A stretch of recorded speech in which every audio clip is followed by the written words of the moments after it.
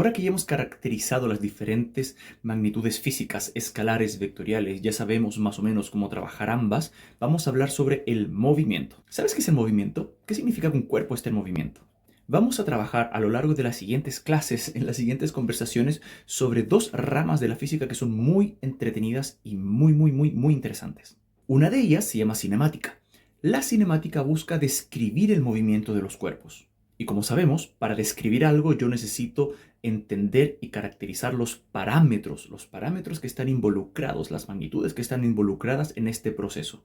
Por eso fue tan importante definir lo que era un vector, lo que era un escalar, porque ahora vamos a hablar de velocidad, rapidez, desplazamiento, trayectoria y vamos a saber cómo clasificar una y la otra. Entonces la cinemática busca describir el movimiento de los cuerpos, mientras que por otro lado vamos a ver después la dinámica. ¿Qué es dinámica? La dinámica es la rama de la física que busca describir qué produce el movimiento de un cuerpo, interacciones entre cuerpos mediados a través de fuerzas y afines. Así que vuelvo a la pregunta anterior. ¿Qué es el movimiento? ¿Cómo sabemos si tú te estás moviendo?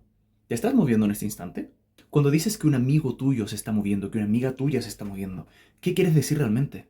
¿Cómo te das cuenta de eso? Si te fijas, en la imagen, el jugador de básquetbol, ¿se está moviendo o no? Probablemente tu respuesta es sí.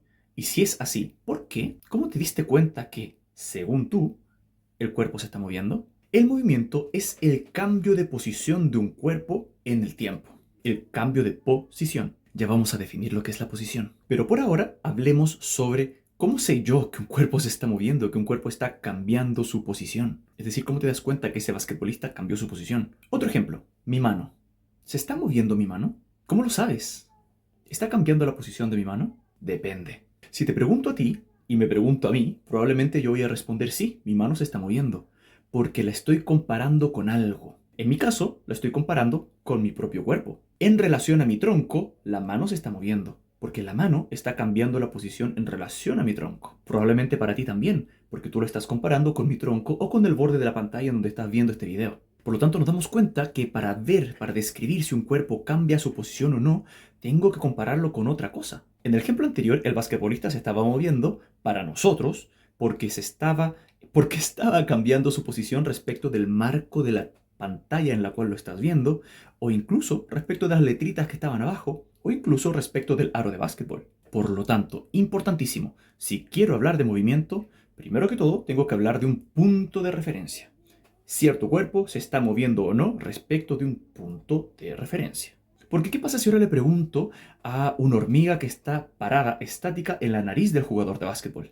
Si el jugador de básquetbol se está desplazando en la cancha, respecto de la cancha, a velocidad constante, tranquilito, muy despacio hacia adelante, por ejemplo, la hormiga probablemente ni siquiera se dé cuenta de que el jugador se esté moviendo. Por lo tanto, para esa hormiga, no se está moviendo el jugador. Otro ejemplo muy interesante que solemos usar a diario, que después vamos a aprender que tiene que ver con marcos de referencia inerciales y no inerciales. Por lo tanto, no es tan simple como suena ahora, pero para efectos de esta clase, supongamos que sí. Es cuando hablamos de, en este instante, ¿me estoy moviendo? Si yo veo el lugar en el que estoy, mi respuesta va a ser no, no me estoy moviendo, porque no me estoy ni acercando ni alejando de las paredes, ni del techo, ni de mi hermana que está allá en diagonal. Pero si le pregunto a alguien que está en Neptuno, él va a decir, claro que te estás moviendo, porque tu planeta entero, tu planeta completo se está moviendo. Por lo tanto, insistimos, el movimiento depende de un punto de referencia.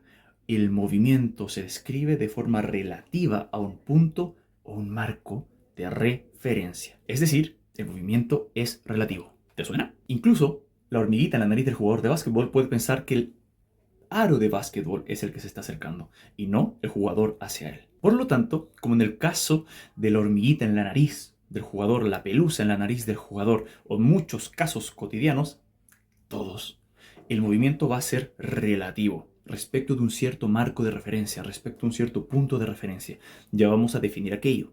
Por lo tanto, desde ahora en adelante, cuando tengamos una conversación y hablemos de, oye, ¿me estoy moviendo o no? La respuesta tiene que ser, ¿respecto de qué? Entonces, al igual que una foto suele tener un marco que la contiene, vamos a definir un marco de referencia. ¿Qué es un marco de referencia? Un marco de referencia es el marco, es el ambiente desde el cual yo voy a observar, voy a describir si un suceso está ocurriendo y en particular si un objeto se está moviendo o no. y según ese marco de referencia voy a describir dicho movimiento. Habiendo ya entendido que el movimiento es relativo, vamos a hablar de la relatividad de Galileo. ¿Qué nos dice Galileo? Parafraseando, hay una historia muy bonita que cuenta más o menos que se decía que si tú estás en tu casa con una pecera, ves los peces nadar de forma aleatoria de aquí para allá, de allá para acá, tienes una vela encendida, cuyo humo sube verticalmente. Y además tienes una gotera y abajito tienes un vaso y esa gotera gotea agua verticalmente exactamente hacia el vaso, y si tú trasladas esa habitación, exactamente esa habitación, y la pones en un barco, porque eran los tiempos de antaño, y lo pones en un barco que se mueve en línea recta y velocidad constante, no importa cuán rápido se mueve el barco, esos peces van a seguir nadando de la misma forma, el humo de la vela va a seguir subiendo verticalmente para la persona que está dentro de esa habitación en el barco, y la gotera va a seguir goteando agua verticalmente hacia abajo, cayendo exactamente en el mismo vasito para la persona que está sentado en esa habitación. Dicho de otra forma, Galileo nos dice que cualquier experimento físico, cualquiera, va a resultar de exactamente la misma forma, es decir, va a lograr el mismo resultado, si es que se realiza en un marco de referencia estático, es decir, que no se mueve, o si se realiza en un marco de referencia que se mueve en línea recta y velocidad constante. Más adelante vamos a aprender que decir velocidad constante ya quiere decir línea recta. Por lo tanto, si cualquier experimento físico que yo realice va a llegar al mismo resultado si es que estoy en un marco de referencia quieto o moviéndose a velocidad constante y en línea recta, entonces eso quiere decir que no existe forma física, no existe experimento físico para determinar si estás quieto o te estás moviendo a velocidad constante y en línea recta. Por lo tanto, la discusión ¿me estoy moviendo o estoy quieto?